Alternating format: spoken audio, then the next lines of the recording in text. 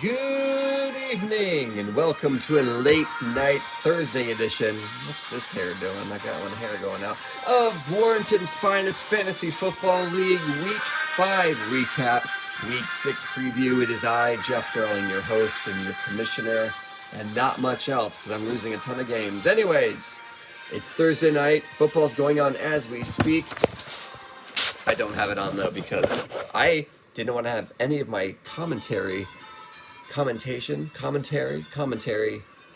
impacted by tonight's goings on. So what we're going to do is, I'm really tired. It's very late. It is 9:30 on a Thursday. I've got so many things I have to do before I go to bed, and then so many things I have to do tomorrow. So we're just going to go into this really quickly here, and we're going to go through what was another disappointing week for old Jeff. Okay, week 5. I was going up against Team Touchdown. Now, Dan had been undefeated with his computer-built team, and guess what? He won again, and guess what? This was another week we went through. For those of you that are on Discord, this is all old news to you, but for those that aren't, if you're not on Discord, you're actually not watching this, so why am I talking to you? So anyways, I just keep going in with like these very, very, very small like leads that I know aren't enough to protect me from the onslaught that is yet to come with these late night, last minute games of Sunday night and Monday night, and, well, golly gee, another disappointment. I should change my hairstyle from, I should just look sad for the rest of this one. So we're going with Sad Jeff now, because Sad Jeff has lost 4 games in a row. I am 1-4. I lost 112 to 104 to Dan. Dan's computer-built team 5-0. Who would have thunk it? All right, next up we had Team Queen going against the Weasel. The Weasel was looking for his first win. Don't worry, Paul, I'm not much better than you, though I do at least have 1 win. And yes, Team Queen was able to eke out another win. I am now doing worse than her, but that's fine. That's okay. Team Queen wins 112 to 96. I would have beat Paul if only I had played him again. My only victory of the year, and he didn't even have somebody playing. Thank you, Greg, for reminding me, and him.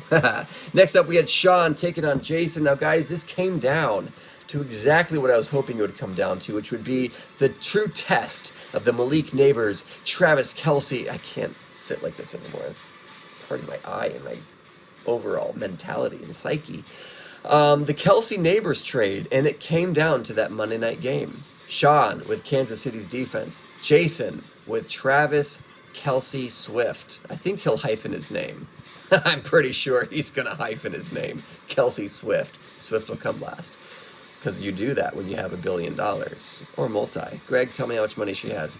Anyways, it came down to the wire. It came down so close that I think if Derek Carr hadn't got hurt, they would have probably scored at least maybe another field goal or something, which would have probably brought down Kansas City defense by another point or two, because this final was 127.8 to 126.48. Travis Kelce, 11.5 points, which was more than Neighbors scored with his concussion this week.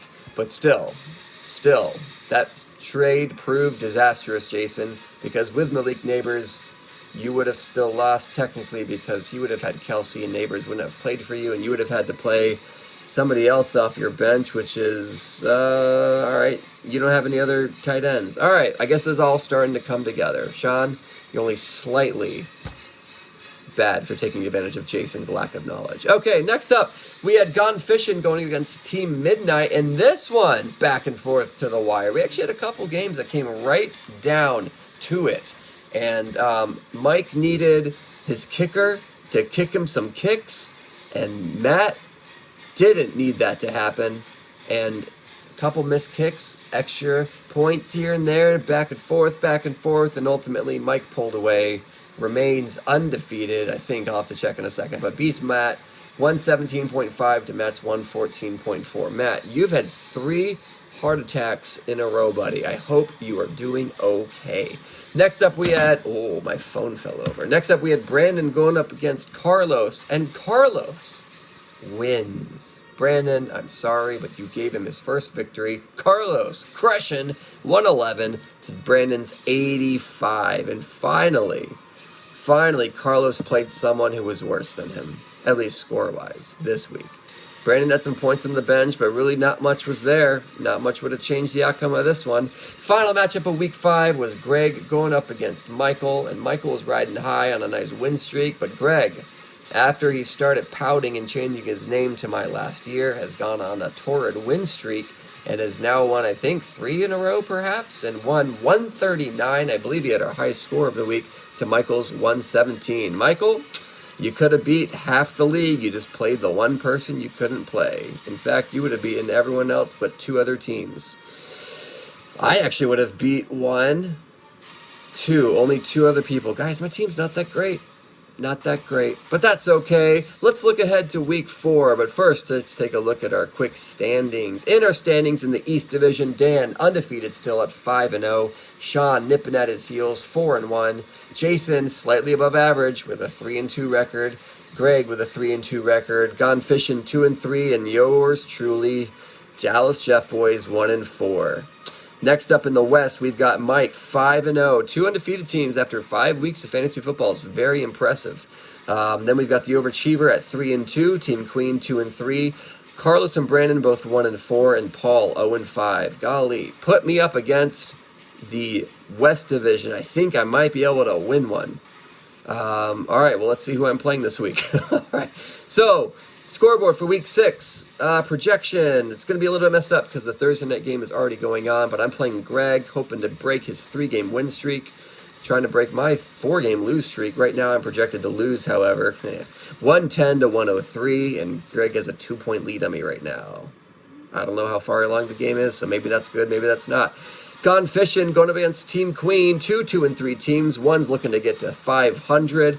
Right now, it is projected, well, this is messed up because Hannah has 26 points, but she's got 3 people playing right now. Projected Hannah 111 to Matt's 107. Brandon playing against Sean, and this is already looking lopsided. One person in play already has 18 points for Sean. Who might that be? Deebo Samuel. I should have taken that trade, buddy. If only you had given it to me before I saw the game was already going on. Now you're probably not going to want to have that trade. 18 points at halftime, and Brandon is projected to lose 130 to 100, but who knows.